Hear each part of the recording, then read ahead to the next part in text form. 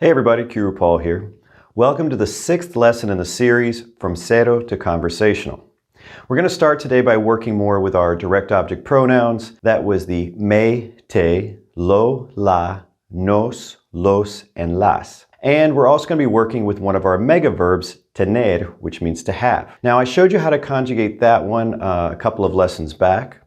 Remember that was yo tengo and tú tienes. So take a look at this sentence. Tienes las llaves? Tienes las llaves? Do you have the keys? Now, what if I wanted to reply, yes, I have them? Can you do that? Do you remember how from the last lesson? Let's give it a try. Sí, las tengo. Sí, las tengo. Did you get it? So the direct object pronoun that we used was las, because it is replacing las llaves, right? A feminine plural noun. And we put it before the conjugated verb because that was our only option here, right? The rule is that the direct object, or sometimes we just call it the DO, right, to make it short, can either go before the conjugated verb or it can be attached to the infinitive, right? Well, we don't have an infinitive here, so we didn't have any other option. We had to put it before the conjugated verb. Piece of cake, right? So now it's your turn. I want you to answer these questions in the affirmative. So when I ask, do you have something? You'll say, yes, I have it, or yes, I have them. Ready? ¿Tienes el documento? ¿Tienes el documento? Sí, lo tengo. Sí, lo tengo. ¿Tienes la confirmación? ¿Tienes la confirmación? Sí, la tengo. Sí, la tengo. ¿Tienes los boletos? ¿Tienes los boletos? Sí, los tengo. Sí, los tengo. ¿Sabes dónde están las llaves? ¿Sabes dónde están las llaves? Sí, las tengo. Sí, las tengo. Did you get those? You see, we choose the direct object pronoun based on the noun it's replacing. It has to agree in number and gender. All right, now let's try a few in the negative. To do this, we're going to be using the double no, like no, no lo tengo. All right, try these. ¿Tienes las maletas? ¿Tienes las maletas? And that means, do you have the suitcases? No, no las tengo. No, no las tengo. ¿Tienes los pasaportes? ¿Tienes los pasaportes? No, no los tengo. No, no los tengo. So far, we haven't spent too much time on the other direct object pronouns, the me, te, and nos.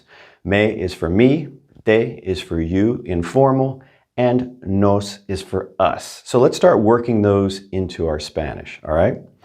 Here is a useful question to learn. You might want to make a note of it. Me haces un favor. Me haces un favor. Can you do me a favor? Haces comes from the verb hacer, which means to make or do. It is definitely a mega verb you have to work into your Spanish. You're going to be using it a lot. Me haces un favor. Here's another really useful one, and it's going to use the verb poder, to be able to, right? Can you help me? Me puedes ayudar? Or you could say, ¿puedes ayudarme? The reason we have options here is because the DO can go before that conjugated verb, me puedes ayudar, or attached to the infinitive, puedes ayudarme, puedes ayudarme. Either one, they have the exact same meaning. Now, if you want to ask somebody specifically, can you help me with something, some particular task, we're going to be using this construction, me puedes ayudar con plus the noun. Me puedes ayudar con plus the noun. Now, like I told you, you can attach the me to the infinitive. You could say, puedes ayudarme con plus the noun. I'll leave it up to you. I'm going to be using the first one in a lot of these sentences just because, well, I want you to get used to it. I want you to get comfortable with the fact that, Spanish is not going to fit your English paradigm perfectly, especially when it comes to word order. All right, let's look at some examples. ¿Me puedes ayudar con la computadora? Can you help me with the computer? ¿Me puedes ayudar con la computadora? Can you help me with the computer? ¿Me puedes ayudar con el examen? Can you help me with the exam? ¿Me puedes ayudar con el examen? Can you help me with the exam? ¿Me puedes ayudar con el perro? Can you help me with the dog? ¿Me puedes ayudar con el perro? Can you help me with the dog? Now you should be trying to say these along with me. Feel free to actually back up the video if you like and you want to hear them a few more times and practice saying them. The whole point of this course is that you're going to reach a conversational level, so you're actually going to be speaking Spanish, not reading it, all right? Let's tweak the sentences we just covered a little and ask if people can help us. Now remember, the DO for us is nos, N-O-S. ¿Nos puedes ayudar con la computadora? Can you help us with the computer? ¿Nos puedes ayudar con el examen? Can you help us with the exam? ¿Nos puedes ayudar con el perro? Can you help us with the dog? How are you doing on those rolling R's, by the way? The perro. Are you getting better at those? That's a tough one. It takes time. You'll get it. Now, sometimes when you're asking for help, you're not asking for help with a noun or something. You're asking for help to do something. So, I'm going to teach you that formula now. And that is going to be ayudar plus a plus infinitive. You got to remember that little a in there, all right? Whenever you're learning verbs, it's a good idea to learn verbs with the preposition. That letter A in there is the preposition. That way you'll remember to use them correctly. You'll remember, okay, it's ayudar plus a plus infinitive. Remember, infinitive is the unconjugated verb. By now, you're getting so used to these English grammatical terms, they are not freaking you out anymore, right? Let's take a look at some examples that use that. ¿Me puedes ayudar a lavar el carro? Can you help me to wash the car? We've talked about the word carro before. You might be in a country that's not as common. You might say coche or something. You can just plug in whatever you want. All right, next one. ¿Me puedes ayudar a limpiar la casa? Can you help me to clean the house? You see, these constructions are all starting the same way. ¿Me puedes ayudar a? We're just plugging in verbs, right? ¿Me puedes ayudar a pintar la casa? Can you help me paint the house? ¿Me puedes ayudar a encontrar las llaves?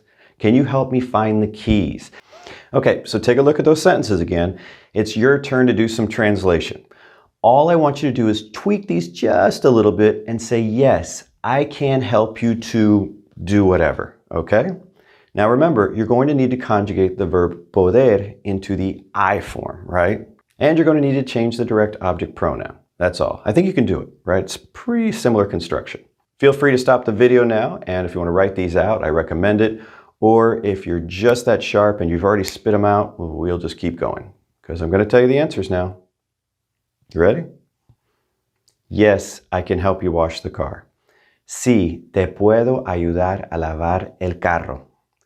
Sí, te puedo ayudar a lavar el carro. Yes, I can help you clean the house. Sí, te puedo ayudar a limpiar la casa. Sí, te puedo ayudar a limpiar la casa. Yes, I can help you paint the house. Sí, te puedo ayudar a pintar la casa. Sí, te puedo ayudar a pintar la casa.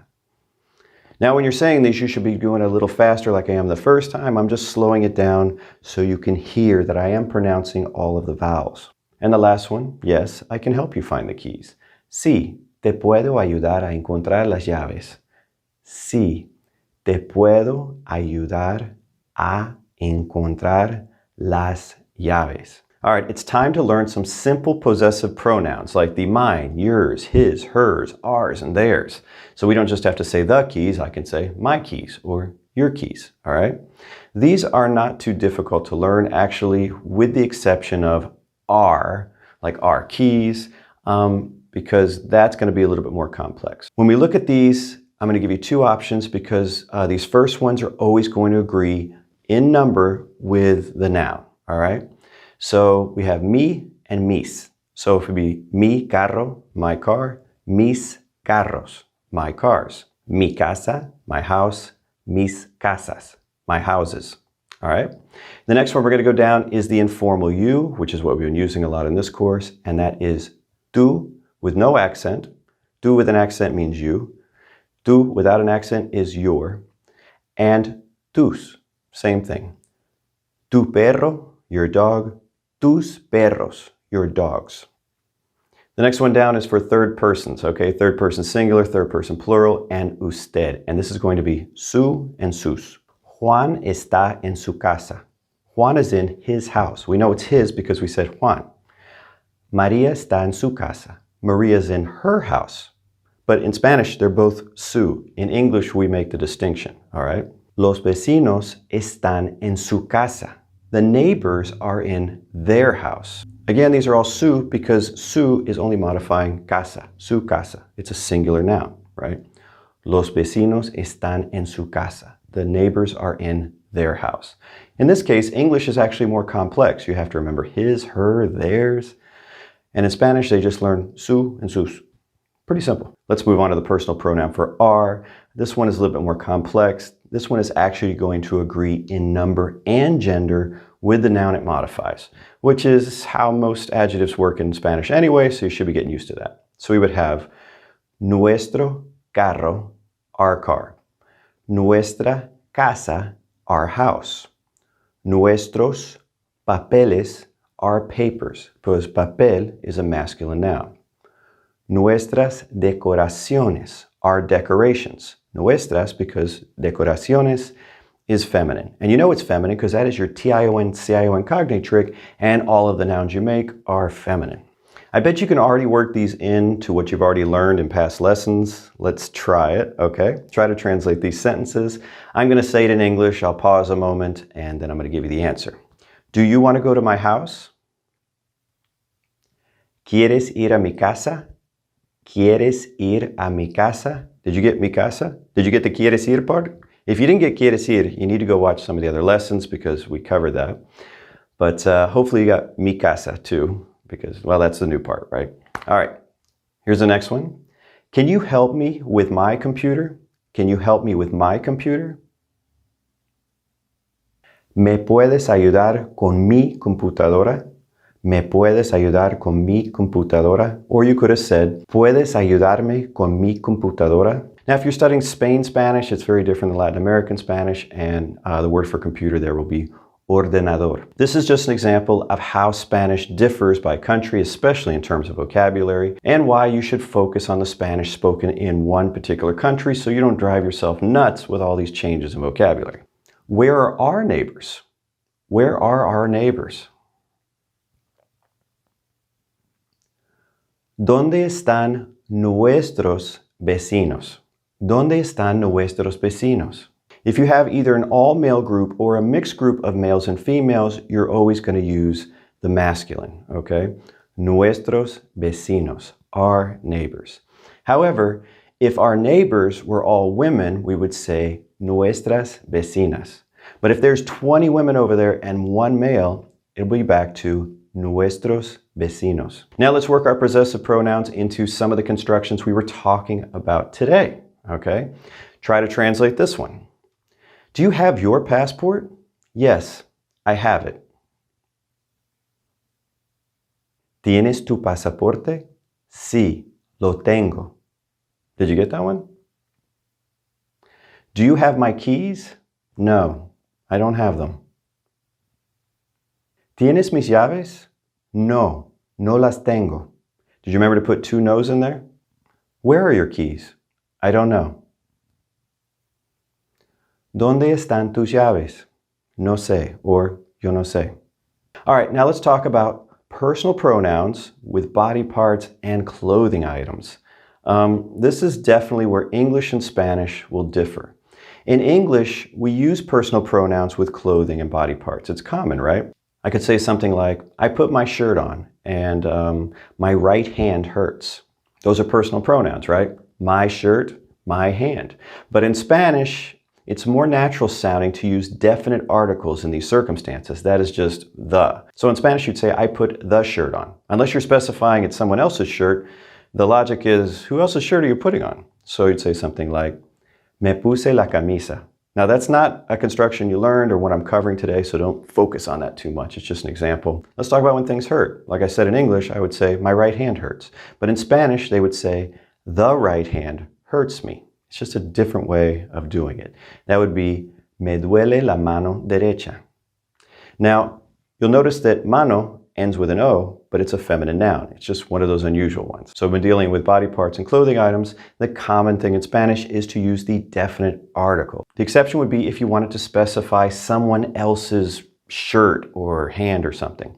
Like, me puse tu camisa. I put your shirt on, okay? Otherwise, it would just be the shirt. This one's going to take some time to get used to because it's pretty different from English, but it's really important to remember.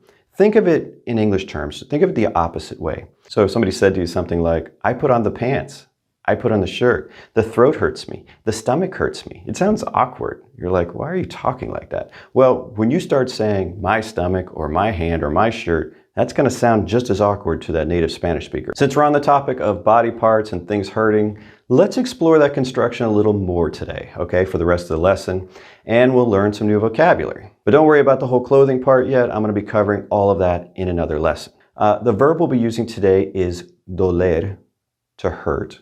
If you look at the screen, I put a little UE after that. And you'll see little things like that after verbs when you see them in Spanish. And that's to tell you that it's a stem-changing verb in the present tense. You'll see what I mean by that as we go through it. Now, we're only going to need this verb in the third person singular and the third person plural because we don't say I hurt in Spanish. It doesn't work that way. So we're only learning two. The third person singular is duele, duele. And the third person plural is duelen, duelen. They're very close, right? Very close. You want to pronounce all of your vowels.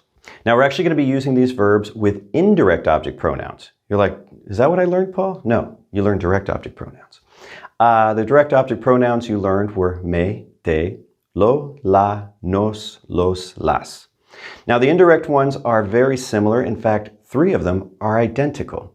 They are me, te, le, nos, and les. It shouldn't be too hard to learn those because you're really only learning two new words, the le and les. So this is what we'll be using in the construction today and in many, many, many other constructions. It's going to seem a little awkward at first. You're going to see what I'm talking about.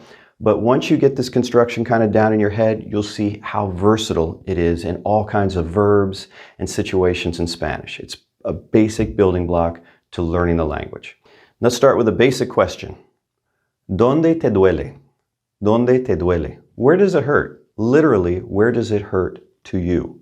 I know that sounds awkward, but that's what it's saying here. Now that te isn't a direct object here, it's an indirect object. So what it's saying is, where does it, whatever we're talking about, hurt to you? Te. We would answer this question by saying, me duele plus a singular noun.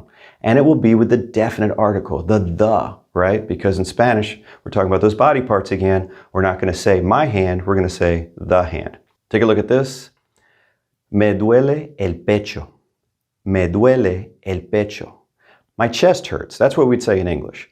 But literally, my chest is hurting to me. Now, I know that sentence sounds super awkward in English, but remembering it this way will help you with this type of construction, especially when we start talking about third parties like Juan's hand hurting, etc. That's more complex, and that's what I'll be covering in the next lesson. Me duele la garganta. Me duele la garganta. In English, my throat hurts, but literally, my throat is hurting to me. Me duele la mano. Me duele la mano. Mano ends in an O, but it's feminine, right? Me duele la mano. My hand hurts. My hand is hurting to me. Me duele el ojo. Me duele el ojo. My eye hurts. My eye is hurting to me. Now, if we're talking about something that you have two of, like hands, feet, eyes, things like that, you may want to specify right and left. So those are some very useful adjectives we're going to plug in here. So for right, we're going to be using derecho, derecho, and that's an adjective. It's going to agree in number and gender with whatever we're talking about. And the adjective for left is going to be izquierdo, izquierdo. And the adjective in this case is going to follow the noun, not precede it. That's also different from English, right? So I can say something like, me duele la mano derecha. Me duele la mano derecha. My right hand hurts. Me duele la mano izquierda. Me duele la mano izquierda. My left hand hurts. Here's another example. Me duele el ojo derecho. My right eye hurts. Me duele el ojo izquierdo. My left eye hurts. Okay, you think you got that? Now it's your turn. Translate the sentence on the screen. And any new vocabulary I've kind of put in there in parentheses, so you're not like, I have no idea how to say foot, Paul, or something like that. All right, ready? ¿Dónde te duele? Where does it hurt? My leg hurts. Your turn. Me duele la pierna. Me duele la pierna. My right leg hurts. My right leg hurts. Me duele la pierna derecha. Me duele la pierna derecha. Did you remember derecha, right? It's feminine because pierna is feminine. Now let's talk about ears. This comes up a lot, right? People get ear infections or have some ear issue. Well, there are actually two different ways to say ear, and they're not interchangeable. They talk about different parts of the ear. So the outer ear here is going to be oreja, oreja, and that's going to be a feminine noun. That's not usually what people have trouble with. They have some problem with the inner ear, the interior, and the interior is going to be oído, oído, and this is a masculine noun. So let's see if you can translate that. We're going to be talking about the inner ear, okay? ¿Dónde te duele? My right ear hurts, meaning my right inner ear hurts. Me duele el oído derecho. Me duele el oído derecho. Did you get that? Derecho, right? Because oído is masculine. My left ear hurts, meaning my inner ear. Me duele el oído izquierdo. Me duele el oído izquierdo. Now you can start working those into your Spanish right away, the right and left thing. One thing I want to talk about that is those are just the adjectives. Let's say I want to tell somebody something is to the left or to the right, like when I'm giving directions. That's when we're actually going to be using the nouns, and the nouns are both going to be feminine, okay? So, a la derecha is to the right. A la derecha, 3 words. And to the left would be a la izquierda. A la izquierda, to the left. So if somebody asked, ¿Dónde está el baño? Where's the bathroom? El baño está a la derecha. The bathroom is to the right. El baño está a la izquierda. The bathroom is to the left. We'll be working with those more on future lessons when we talk about directions and things, all right? Let's go back to things that hurt, all right? Try this one. My stomach hurts. My stomach hurts. Me duele el estómago. Me duele el estómago. Did you get that one right away? It was probably a lot easier without having to add that right and left thing, right? Okay, so far we've only been talking about duele, which is the verb in the singular, third person. But there are times when maybe we're talking about a plural item, and that's when we're going to need duelen. Duelen. Me duelen las piernas. My legs hurt, or literally, the legs are hurting to me, right? But in English we don't say that because that sounds really weird. So it's duelen because las piernas, the legs, are the subject of the sentence. Me duelen los ojos. Me duelen los ojos. My eyes hurt. Literally, the eyes are hurting to me. Now, do you think you can translate this sentence? Do your eyes hurt? Do your eyes hurt? ¿Te duelen los ojos? ¿Te duelen los ojos? See, all you did was change that indirect object pronoun. Psh, piece of cake, right? The rest of the sentence stayed the same. Try this one. Do your knees hurt? ¿Te duelen las rodillas? ¿Te duelen las rodillas? And that's a pretty common ailment for old folks like me. See if you can do this one. A little bit more complex. My right knee hurts. My right knee hurts. Me duele la rodilla derecha. Me duele la rodilla derecha. Now, the two L's together in rodilla, the two L's are going to sound like a Y, right? Rodilla, rodilla. Try this one. My left knee hurts. My left knee hurts. Me duele la rodilla izquierda. Me duele la rodilla izquierda. You're always going to be using the same pattern, so with some practice, these should be coming faster, all right? Let's talk about ankles. People have ankle problems. Ankle is tobillo, tobillo. Two L's, right? Sound like a Y. Tobillo. Translate these 3 sentences. Stop the video if necessary. My ankles hurt. My right ankle hurts. My left ankle hurts. Again, stop the video if you need to. All right, ready? Me duelen los tobillos. Me duelen los tobillos. My ankles hurt. Or literally, the ankles are hurting to me. Did you remember to use duelen, plural, because it's tobillos? My right ankle hurts.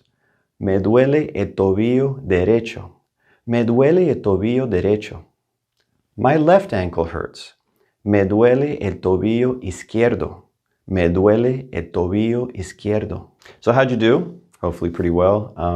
That's all we're going to cover for today. We've covered a lot of material, but I encourage you to keep expanding your vocabulary on your own. I recommend going to wordreference.com or downloading their app, and then you can kind of like look up a word. For example, you want to practice this construction, you look up tongue, right? Go to your app, you see it is lengua, it is a feminine noun, and you just pop it in.